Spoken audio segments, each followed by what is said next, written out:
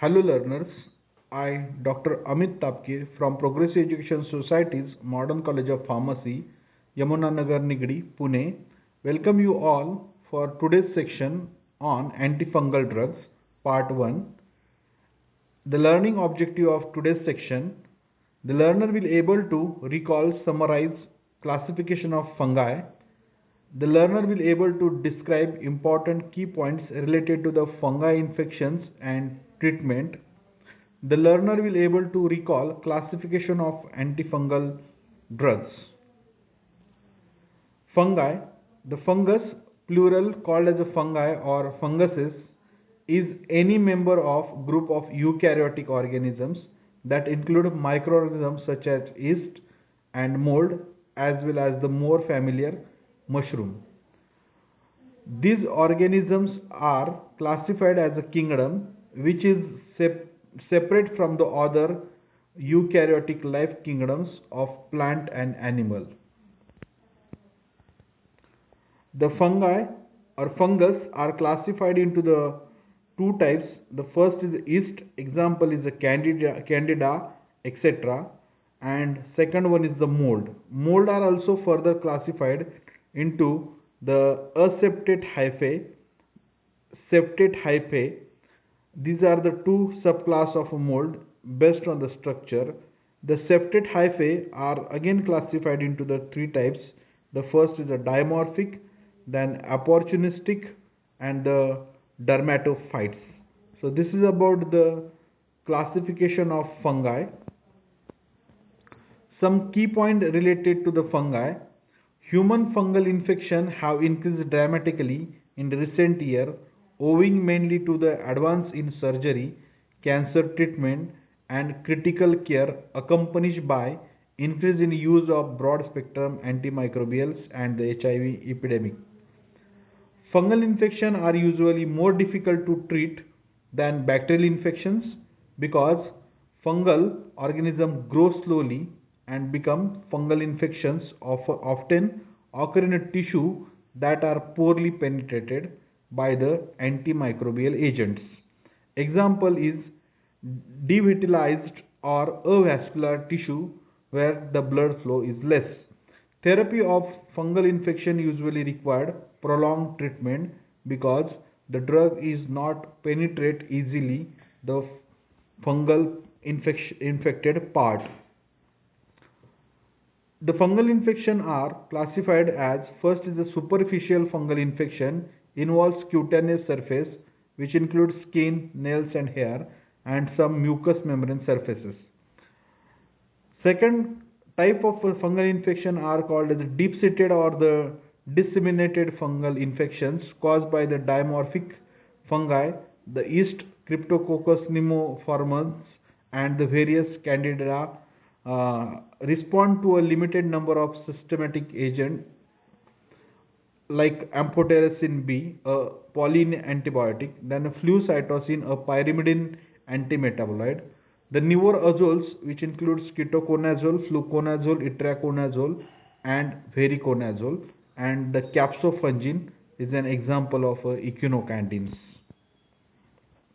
Now, the classification of antifungal agents.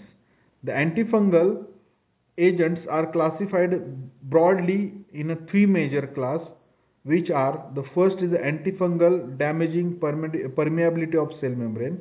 The second is the antifungal inhibiting the chitin synthesis in the cell wall, and third is the antifungals inhibiting the synthesis of nucleic acid.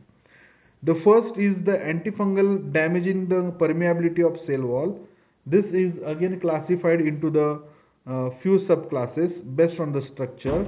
The first subclass of antifungal damaging the permeability of cell membrane. The first subclass is the imidazoles. The example of this class is a bifonazole, cotrimazole, iconazole, ketoconazole, and miconazole. The second subclass is triazole. The example of triazole is a fluconazole, itraconazole, voriconazole. The third subclass is allylamines. Example is the terbinafine and the neftifine. Next subclass is the morpholins. The example is amorphine, Then next subclass is a thiocarbamates derivative. Example is a tolcyclate and tolnaftate. Next subclass is a substituted pyridones. Example is a cyclopirox. And last subclass of antifungal damaging permeability of cell membrane is pauline antibiotics. Example of these pauline antibiotics are amphotericin B and the nystatin. These are the subclasses of first major class. Then second major class is the antifungal inhibiting the chitin synthesis in the cell wall. The examples, there is no subclass of this major class. The example which inhibiting the chitin synthesis in cell wall is capsofungin and the griseofulvin. Third major class is the antifungal inhibiting the synthesis of nucleic acid. Example is a flucytosine. Now we are going to see the each and every class one by one. The first two class is the imidazole and triazole, shortly called as azoles derivative of antifungal, because imidazole and triazoles are the azoles derivative. Antifungal azoles are synthetic drugs with a broad spectrum fungistatic activity. Azoles can be divided into the two groups as I said. The first is the older imidazole agents. Examples include cotrimazole, ketoconazole, miconazole, in which the 5-member azole nucleus contain two nitrogen atom, and which are at a 1 and 3 position. And a newer triazole compounds, the examples are fluconazole, itraconazole and vericonazole, in which the azole nucleus contain 3 nitrogen. So the difference between imidazole and triazole is imidazole have a 2 nitrogen and triazole name gives you a message that it contains 3 nitrogen atoms. Now stop your video and try to find the answer of this question. How antifungal azoles shows the fungistatic activity? How this azoles will act? I think you think on this now. Play your video and try to find the answer of this question, how the antifungal azoles shows the fungistatic activity. All azoles exerts antifungal activity by inhibiting the cytochrome P450 enzymes responsible for the demethylation of lanosterol to ergosterol. Reduced fungal membrane ergosterol concentration result in a damaged leaky cell membrane. The toxicity of this drug depend on their relative affinities for mammalian and fungal cytochrome P450 enzymes. The triazoles tends to have fewer side effects, better absorption, better drug distribution in body tissue and fewer drug interactions.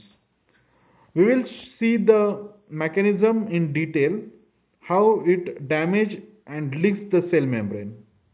So this will gives you idea. This slide gives you a feel about how this inhibit the growth of fungus. The squalene, the first structure is a squalene, a little bit complex structure. The squalene firstly converted into the squalene epoxide. Epoxide, it's a oxygen containing 3-member ring where the cyclization occur and epoxide will get formed with the help of enzyme squalene epoxidase. Then this squalene epoxide will get converted into the lanosterol with the help of enzyme squalene epoxide cyclase. And this lanosterol will get converted into the algosterol with the help of a lanosterol 14-alpha demethylase enzyme in the presence of oxygen. In the presence of oxygen and with the help of enzyme lanosterol 14-alpha demethylase, the lanosterol will get converted into the ergosterol. And ergosterol is the main constituent of the cell wall.